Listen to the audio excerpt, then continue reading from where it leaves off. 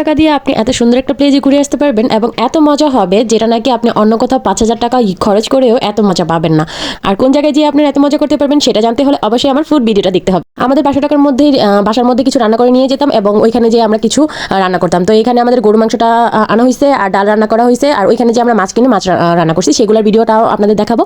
মাংসটা আমার ভাগে পড়ছিল যে আমি রান্না করব গরু মাংসটা, তো আমি রান্না করছি গরু মাংসটা এবং এগুলো রান্না করে আমরা কিন্তু সকাল সকাল বের হয়ে গিয়েছিলাম ওইখানে চড়ে যাওয়ার জন্য।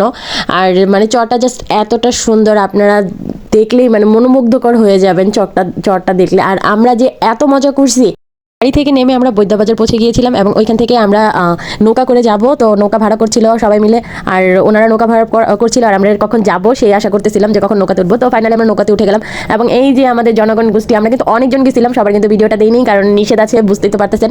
ফ্যামিলি সবাইকে নিয়ে গিয়েছি এবং দেখেন এই যে নৌকাগুলো এত ঢেউ ঢেউ করতেছিলাম, আমরা তো ভয়ই পেয়ে গেছিলাম। এখানে আমরা কত কিছু নিয়ে আসছি এখানে, তো এইগুলো কিন্তু ওই যে রান্না করে রেখেছি এগুলো র্যাপিং পেপার দিয়ে এবং ভালো করে ঢেকে ঢেকে নিয়ে আসছিলাম। আর এই যে আমরা মায়েরদ্বীপে চলে আসছি, এটা কিন্তু শুধু এতটুকুই না, আর অনেকখানি জায়গা আছে। আর সামনে কিন্তু দেখেন আমরা কত কিছু নিয়ে আসছি, তেরপাল মানে অনেক কিছু নিয়ে আসছি। তো এই যে এইখানে রান্নার আয়োজন করা হচ্ছিল, আর এই হচ্ছে আমাদের সেই সেলিম ভাই, উনি কিন্তু খুবই মজার মানুষ।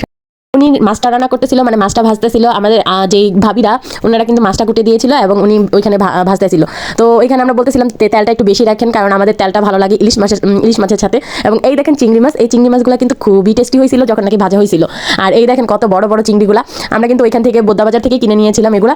আর তারপরে আমরা চরের মধ্যে এসে এগুলো মানে ভাজাভাজি করতেছিলাম। আর এই যে গরুর মাংস এটা খোলা হইতেছিল, এটাকে এখন গরম করা হবে কারণ আমাদের খাবার রেডি তো করতে হবে। তো যাই হোক, ফাঁকে আমরা চলে গিয়েছিলাম নদীতে এবং নদীতে কিন্তু বাচ্চা কাচ্চারা খুবই বেশি দুষ্টামি করতেছিল আর ওরা শামুক টোকাইতেছিল। আমরা দেখতেছিলাম যে শামুকের মধ্যে কিছু পাই কিনা, কারণ শামুকের মধ্যে কিন্তু অনেক সময় দেখা যায় পুঁতিপাতির মতো অনেক কিছু থাকে।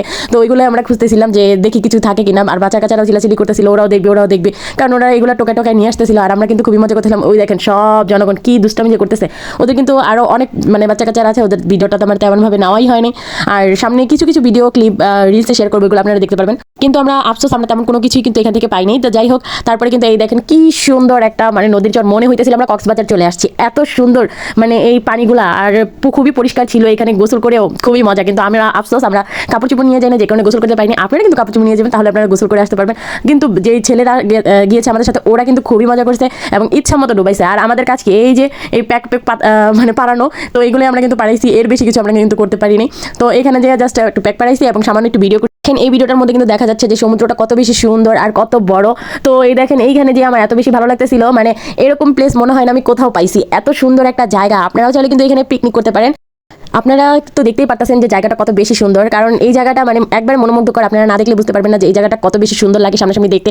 আর সামনাসামনি আসলে তো অবাক হয়ে যাবেন, মানে এত সুন্দর একটা প্লেস। আপনারা চাইলে কিন্তু খুবই মানে কম দামে এখানে এসে খুবই কম প্রাইসে ঘুরে আসতে পারবেন। আর এই গাছগুলো কি সেটা আমি জানা ছিল না, যে কারণে আমি এগুলো ভিডিও করে নিতেছিলাম যে এগুলো কি গাছ সেটা আমি নিজেও জানি না। কি সুন্দর ঝুলন্ত সুতার মতো পড়েছিল, তো এগুলো আমি বারবার ধরে ধরে দেখতেছিলাম এক একটা কি সুন্দর সুন্দর গাছগুলো।